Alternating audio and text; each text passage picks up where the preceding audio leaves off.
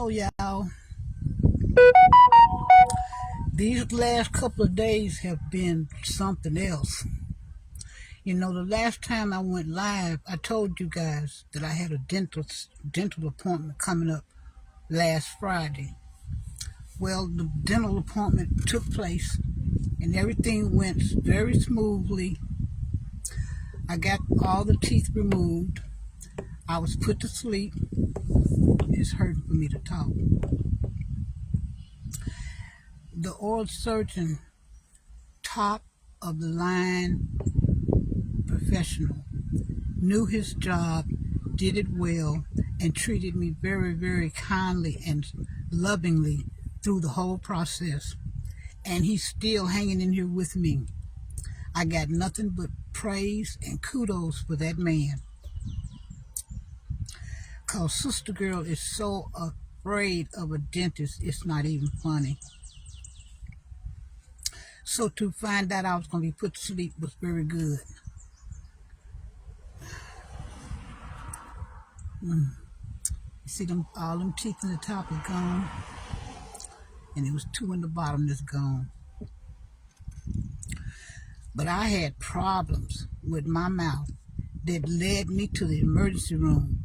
Not one time, but 2 times, back to back. The first night, and then I had to go back the second night. Let me tell y'all, it wasn't nothing to do with the surgeon. He performed his job and he performed it well. But there was a problem. as they say about Moses, the ram in the bush. This wasn't no ram. This was a stick of dynamite that was in the bush ready to blow me to smithereens, and it did just that. I had the extraction done. I was given my medication and instructed on what to do, and I had stitches in my mouth, and the bleeding subsided. It didn't persist on for a long period of time, and I gargled my mouth with warm salt water. Just doing wonderful. The healing process was taking place. That was Friday, and I suppose Saturday and Sunday. I was off to a good start. But one of those nights, this was such a powerful situation that struck me. I can't even remember to tell you exactly what day it was, so I'm going to say it was 2 days ago. I know for a fact it was 2 days ago because I went to the emergency room last night, and I went to the emergency room the night before that. And here's how that story goes. After I had the extractions done, I was like, oh good, that's behind me. I ain't got to worry about it no more. Now all I got to do is heal up and get my partial, and I'll be back, in the game. But honey, something was nagging me on this side. I didn't have anything done on this side, and I got 1 molar down here in the bottom. That's all I got, 1 molar on this side and nothing in the top. Well, this side was kind of sore to the touch, and it didn't feel like it was healing, and I'm all confused because I'm like, he didn't do nothing over there, so why is it that I'm sore in that area, and why am I having a problem? And it just persisted in being a mildly discomfort, a nagging discomfort that made me feel not so good. I still feel it a little bit now. So, by me not having teeth put in immediately after having extractions done, that limited what I could eat. So I had been on soups, shakes, applesauce, cream of wheat, oatmeal, because I don't know what it is, but seemed to me like the minute I got with no teeth, I instantly started getting really hungry. I wanted to eat something. And I'll tell you something about that too. So anyway, I had this nagging sore feeling in one spot, but I couldn't figure out why would that be, because nothing was done there. Well, that night of the incident, I went to lay down to go to sleep. And I'm telling y'all, I'm 75 years old, and I done had a whole slew of things done to me. I done had a stent put in my leg that was painful. I had cancer of my breast, and they removed my breast, and I had to go through that journey of all that pain, the draining tubes and all this kind of stuff. I've had hernia repair surgery. I've had a shoulder repair surgery where I had to sleep with my arm in a sling like this for about, I don't forget, 3 or 4 weeks or something like that. So I'm no stranger to pain. And I done gave birth to 3 children, so I know what pain is. I done had to endure pain. But that night when I laid down, honey, to go to sleep, and this mouth started acting up on me, a pain hit me in the spot that I'm telling you about. It was so excruciating. I thought somebody had took a stick of dynamite. That's the truth. I thought somebody had took a stick of dynamite and lit it and stuck it in my mouth and stepped back and waited for it to blow up. Honey, I raised up out of that bed. I was like, oh my goodness. And my grandson stayed with me. That pain was excruciating. I felt like my head had been blown off. I said, let's go, let's go. I was holding my mouth. I said, let's go, let's go. We got to go to the emergency room. So I went out to the emergency room. This brought me to tears. This dropped me down to my knees like a low-down, dirty dog. I mean, I was hurting. So when we hit that emergency room, praise the Lord, it was nobody in there, just me. And I was so thankful. I'm like, oh, thank you, God. I ain't got to wait. So when they saw me with my hand over my mouth, they said, oh, you want to throw up? I said, They said, oh, you got tooth problem? I said, So they got me in the back, and they were questioning me, asking me, well, what's wrong, and where's the pain at, and blah, blah, blah, blah, blah. And they wanted to look at my mouth. Y'all, I know I was joking before when I told y'all that I was going to be nervous and scared. I was mortified because I couldn't figure out what is this going on in my mouth. This pain, what is this pain? I mean, the pain was off the charts. And I'm going to tell you something about you drug addicts too. Y'all done peed me completely off, because thanks to people like y'all, the people that really need the pain medicine, they kind of like screen us and make assessments whether or not what our pain level is before they give us any pain meds, because the drug addicts done abuse the system so much until hey Louise, hey Glenda, they abuse the system so much until now the nurses and doctors out there told me that the state of Oklahoma are very stringent about giving out them type, I don't know what you call them, type 2, type 1, step 2, whatever, giving out the good stuff. So they tried me with, first they gave me a couple of pills to put in my mouth, and they put that liquid stuff on there, that lidocaine, and I was panicking. My grandson, he was like the good old daddy. He was holding me from behind. He was like, Grandma, you got to open your mouth. I was, oh, no, I can't, I'm scared. I'm holding my mouth and crying. And they said, Miss Scott, you want us to help you? I said, yes. They said, well, you want to open your mouth and let us see what's going on. So I opened my mouth for them to put the lidocaine in there. And then they was looking all around up in my mouth, and they couldn't see anything. So they said, well, we don't see anything. So when they gave me the 2 pills and the lidocaine, I'm sitting there waiting for this medicine to kick in, because I'm thinking it's going to get rid of that pain. No, it didn't. It took it from like a level 10 to maybe a 9. And I was mad. I was like, give me something to knock this out. I lit that emergency room up. I was moaning. And I don't do that. I very seldom complain about pain, because I know I got to go through it. And anybody that's had a baby, that's painful. And I've had people witness me give birth, and they said, girl, we didn't even know you was in pain, because, you laid there and went through your labor and all this, blah, blah, blah. So I don't be acting the fool that most people act when it comes to pain. But honey, that tooth in that one spot had me praying to our Father Jesus, help me or take me on out, because I couldn't take it. It was just localized in that one spot. Pain. So I'm waiting for this drugs to kick in, and it didn't. So they come back to the room, and they say, what's your level, Miss Scott? I'm like, it ain't helped at all. I'm still crying and shaking my head. So they gave me a shot in my arm. And I kicked back, and I'm asking him, I say, is that going to work? Is that going to take the pain away? Is that going to work? Because I want that pain and me separated. I want it gone. So they said, yeah, it should do something.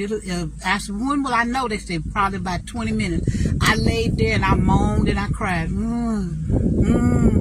And I was making sure, I said, asked my grandson, I said, how long it been, how long it been? And when I thought it had enough time to be kicked in and work, it didn't do good. So then they came back in there and they gave me another pill, and that one worked. I think they gave me the good stuff. They gave me the good stuff toward the end. Praise the Lord for medical science and doctors and medicine that can separate a pain that I was having like that out of my mouth. So when they gave me that pill, they told me, well, you make sure, hold up, y'all. I managed to not lose y'all. So anyway, I'm back now. Anyway, like I said, that last pill they gave me and they sent me home, I questioned them like a dog. I said, how long does it last? They said about 6 hours. And at that time, it was like 3 or 4 o'clock in the morning. So I'm counting up 3 or 4 o'clock in the morning, 6, because I needed that pain to be gone away till I could get to the dentist's office.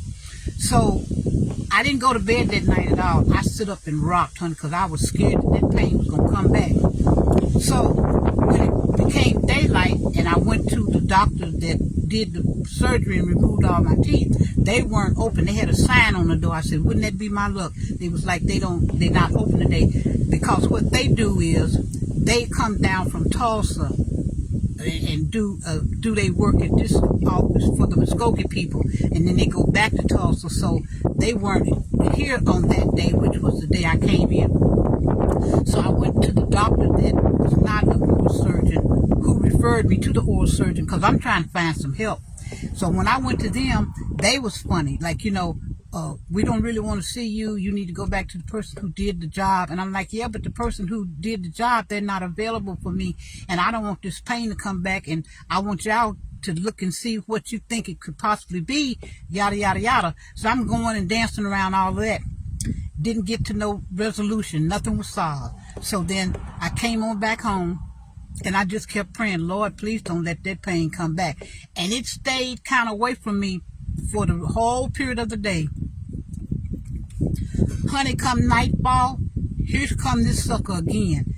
I went to go to lay down, and it did the same thing. It felt like something was moving in my mouth, like it was trying to give birth in my mouth.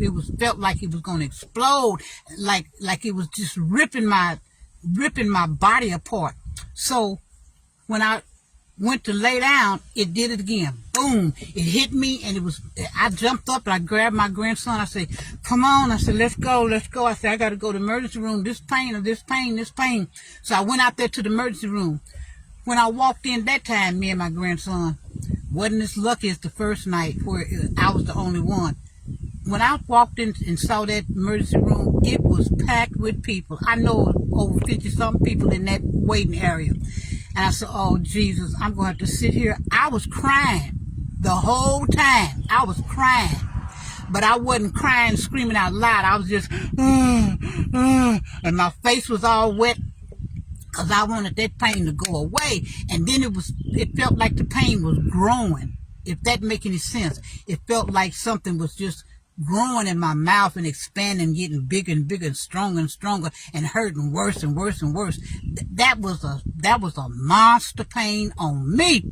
So I guess that must have made them in the back say, she must really need to see somebody immediately. So the Lord worked in my favor, honey. They called my name, and I went in the back, and the whole process started all over again. They started the night before, asking me questions, when did you have the procedure done, and blah, blah, blah. And I told them, I said, it ain't connected to the procedure at all. The procedure went smoothly. It went as expected. I had no problem, no issue. If that pain hadn't hit me like that, I'd have been home free, because all the teeth that he pulled and he put stitches in, they ain't bother me. They don't hurt. I gargled with some warm salt water, and it was good to go. But that mystery sucker that he didn't go nowhere near, that was no tooth there, that spot was giving me naturally heck. I mean, it was about to take me out of here. And like I said, I'm not no wuss when it comes to pain. I know that pain exists. I know to a degree that I have to accept a certain amount of pain. And I've done told y'all what kind of pain I have experienced in my life. The removal of a breast, where I had to have tubes running in my body, draining tubes, all type of surgery, you name them, I done had them. So I know pain and me, we walk pretty close. But that pain that I had in my mouth, if I hated your guts, which I don't hate nobody, but if I hated your guts, I would not wish that pain on you, because that pain looked like it was sent special to me, special delivery from the devil. So they worked on me again to try to get this pain separated from me, and they achieved it, got it done. Well, I came out this time and I called the oral surgeon who did the work on me, and me and him was talking. He's like, well, Miss Scott, I don't know what the problem could be. He said, cause with the area you discussing about the pain, he said, I went nowhere near that part. I said, no. I said, I'm not saying that you were the cause of anything. I said, it's a mystery to me as well what's going on. Oh, I back up. So that second night I went to the emergency room, they discovered something. Let me back up further than that. When I went to the dentist's office to try to get them some answers, the receptionist, she said, let me look in your mouth. So when she looked in my mouth, she said, you know, the area that you point out, she said, it looked to me like something trying to grow there. I said, grow? I said, ain't nothing to grow on me. I said, except whiskers and a mustache. I said, so ain't no tooth growing. She told me, no, she said, don't seem like it should be. She said, but in that spot that I'm looking at, she said, you can tell there's something definitely there. And she said, and I believe it's a tooth. So I went on and left her office, and that's when it started attacking me for the second night. That night when I went to lay down and I had to go to the emergency room, and that's the night that the emergency room said that they saw something too. And so they came up with a possibility of what it could be. What my concern was, I didn't want it to be no blood clot. I didn't want it to be no dry socket, but the doctor told me it couldn't be no dry socket if no tooth was pulled there. He said, so we wouldn't be looking for no dry socket. And then the nurses at the hospital, they were saying, but you have nerve endings in different parts of your mouth. And she said maybe it felt the trauma. It had been traumatized, and that's where the pain was coming from. They couldn't put their finger on it. But that second night that I went to the emergency room, they said, too, that they saw something in that spot. So now, when I went to the emergency room and they said they saw something in that spot, they gave me a lead as to what the problem could be. So when I talked to the oral surgeon, he said, now that right there, he said, that's a great possibility. And who told me that? Who told me for sure?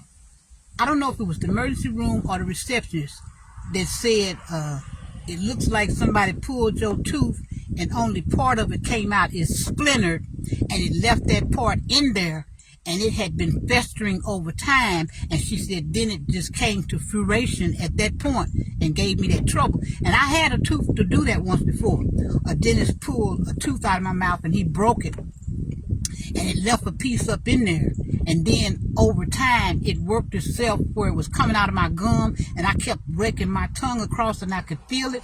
And I thought to myself, I wonder, did he chip my bone or something, you know? But eventually, that finally worked itself that it came out. And when I looked at it and examined, I said, that's a piece of a tooth. So that was indeed what was going on this time. Whoever had done the extraction of that tooth, they had splintered the tooth. And then I asked the receptionist, I said, well, wouldn't the dentist have known that they splintered the tooth and didn't get it out? She said, not necessarily. She said, because due to the blood and all of that, she said, it probably was difficult to see. And she said, so they overlooked it. But honey, that pain, I don't never want that to enter my life again. I don't care what nobody say. So today it feels kind of okay. I got tonight to get through. I hope it don't do what it did the 2 nights before. And the guy that's doing my dental work now, that we thought the job was complete and over with, I got to see him Monday. He tried to see me today, but since he doesn't come to my city every single day, he drives down here from the adjacent community. and see the patients that he has down here, and then he goes back to Tulsa. So I was not able to see him today, and so he was trying to get me a way to get to Broken Arrow, which is where he's at, and he teaches college and all that stuff too. So he wanted to see me today because he said we need to get that out. So I won't be able to see him until Monday, and Monday I'm going to have to go through this again, and I probably won't be put to sleep this time for one tooth to be taken out. But yeah, girl, that was what the problem was. I was festering a tooth, and then it had started setting up infection, and I was thinking smart, because when it started hurting me, I went to my primary and told him about it. I said, I think I might have a infection starting in my mouth. And somebody else mentioned abscess, and it wasn't no abscess. So he agreed with me that I needed some antibiotics, and he prescribed me a prescription for that. And I started taking them. And at the end of the situation, the nurse that handled my appointment, she said, "That's a good move you made." She said, because now you can be undergoing treatment for antibiotics, addressing that so that you can go ahead and get that pulled out. So yeah, honey, your girl was experiencing, I thought I was dying. I say, I done heard of people going to bed one way and waking up another way, waking up in worse shape than you was before you went to bed. And that's what I thought I was headed. I thought I was headed down that road of unexpected trouble. And it was unexpected trouble, but thank God it worked itself out in a positive way. And I'm glad too that I didn't opt to have no false teeth put in my mouth straight away.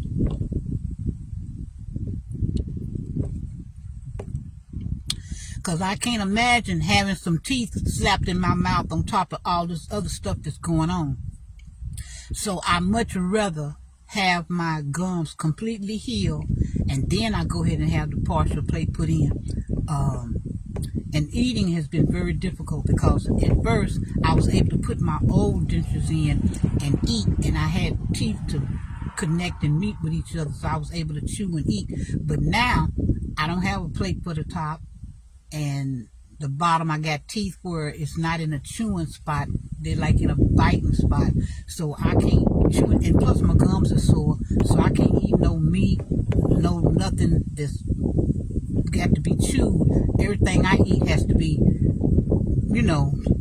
able to handle.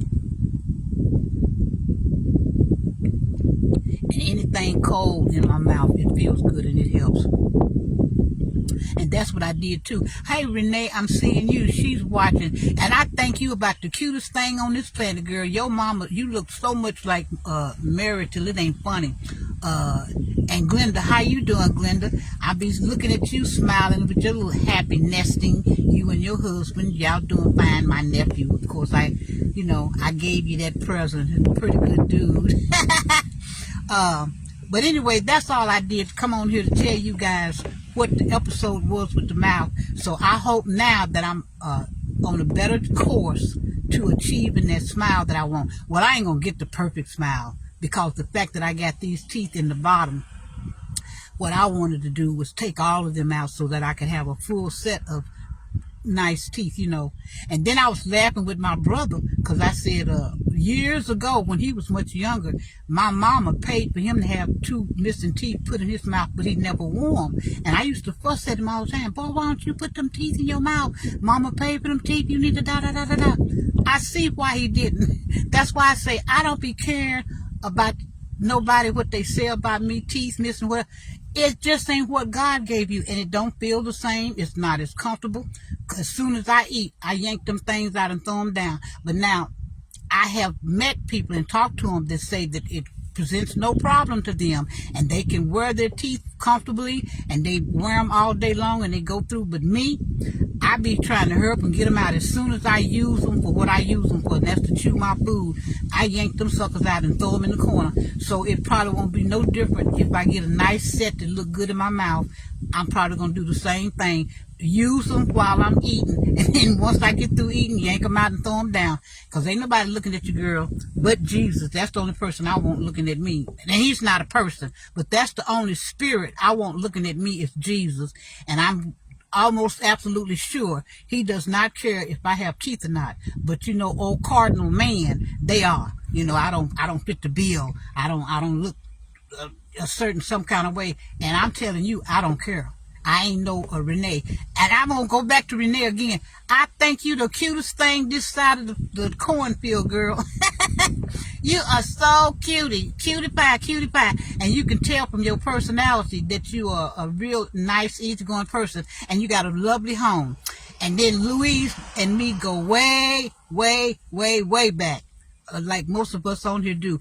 And with Glenda, the connection she and I have is, I told y'all, I gave her my my handsome nephew, and of course her mother, which is Flossie. She and I were classmates. I think Flossie was like a year older than me, but her mother is sweet as cotton candy, have been always her life. And I knew her and Robert. That's to the extent of that.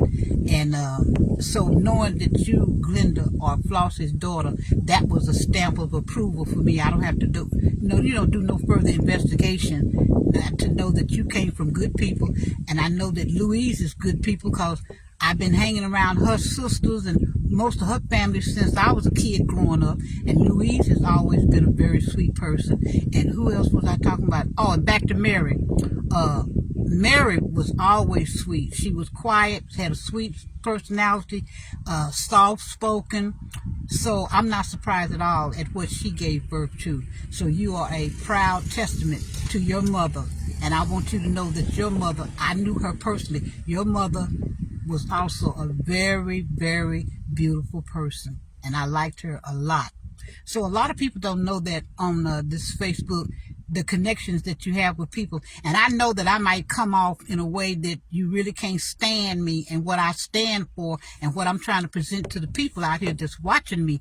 And they're my cousin, little sweet Marie, because when she pop up Viola, I don't be recognizing Viola like that because I knew her always as Marie.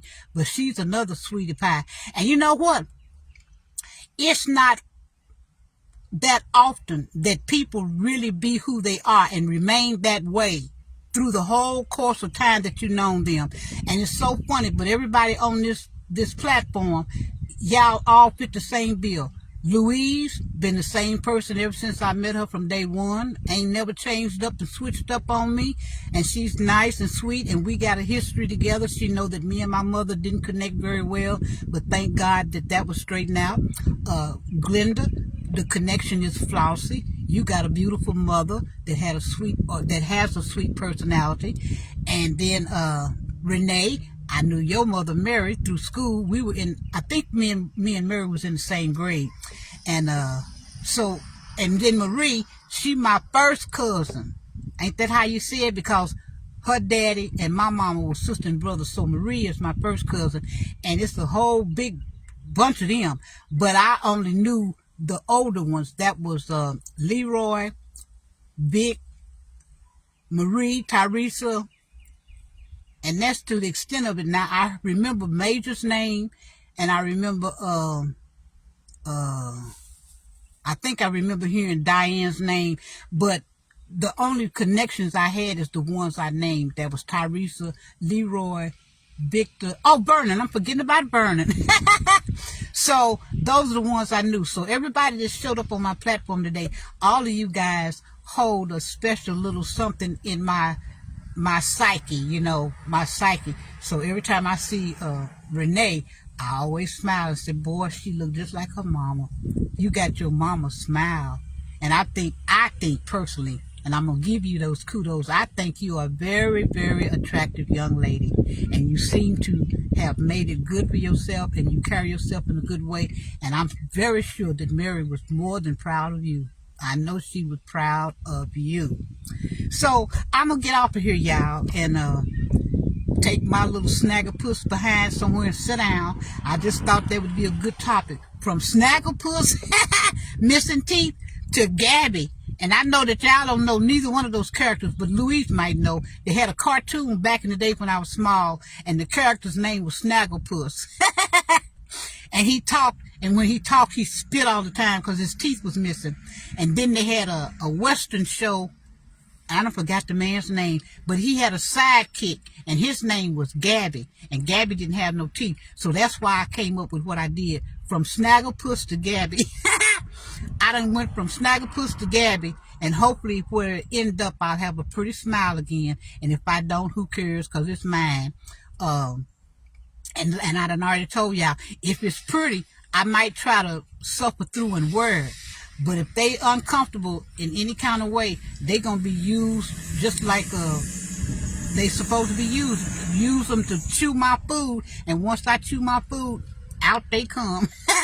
I ain't gonna be no shame in my game. I ain't gonna be trying to suffer through wearing no teeth that's uncomfortable. So y'all, I'm gonna get off, and today is the first day that I felt actually well enough to come live. But I said I'm gonna come live. I'm sweating. So I'm gonna let y'all go, and y'all be sweet. Love all of y'all, and I even love the ones that don't love me. It's fine. It's all good. It works out at the end. So y'all be blessed, and remember now, you look for that authentic Jesus before your last breath. Bye, Glenda, Renee, Marie, Louise, and whoever else. Love y'all.